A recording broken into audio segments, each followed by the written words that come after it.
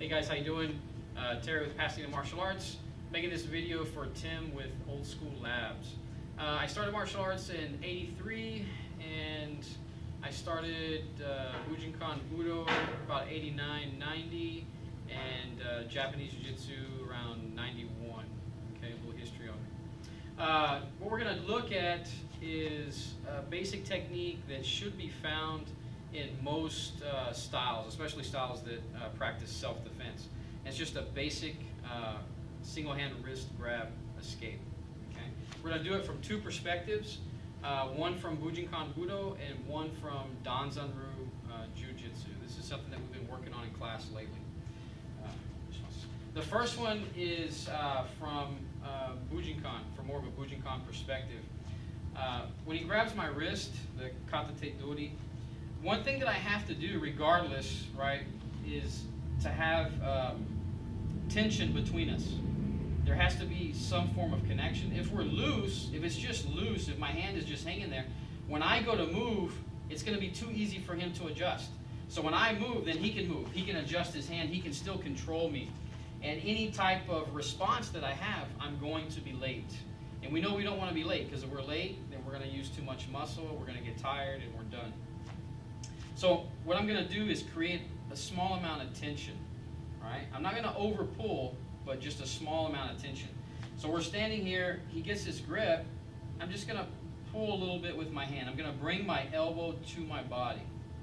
And since we're fighting, he wants to control me, he's trying to hold me, so that creates that tension. So now I've committed him in one direction, right? He's not able to just move freely.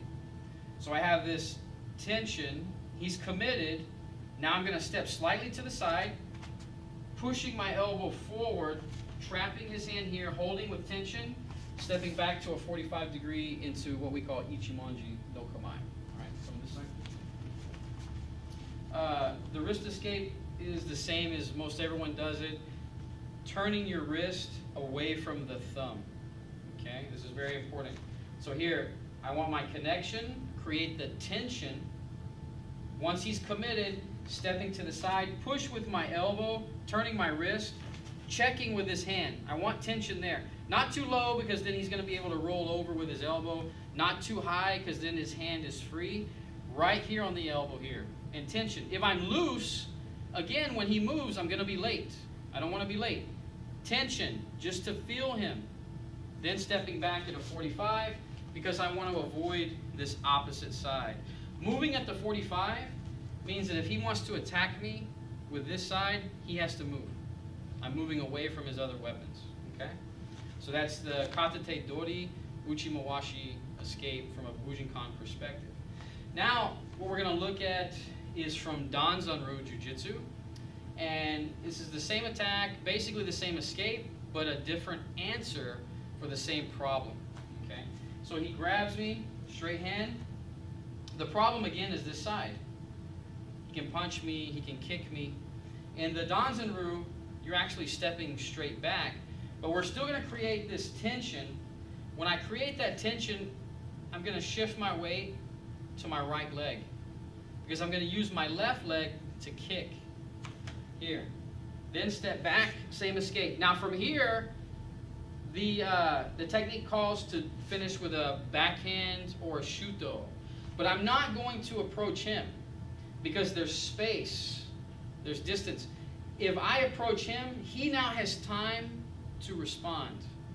So what I'm going to do is, once I do the escape, I'm only going to strike if he closes the distance, right? So I'm here, create the tension. Now we're connected, shifting my weight as I do that, right? It's not 1, 2, but together. Strike, back. If he moves forward, whoop, strike, and assume my posture. The problem is, if, no, let go for a second. If we're apart, this is one of the major things, and this overlaps in many techniques. If I'm over here, I do not want to chase him, okay? It will take me maybe 2 steps to get to him, and he has time to prepare for a response. But if he steps forward, I only need half a step to respond. Okay? All right, so Katate Dori, a Teihodoki escape from Bujinkan Budo perspective, and a Danzan Jujutsu perspective. Thanks, guys. Keep it old school.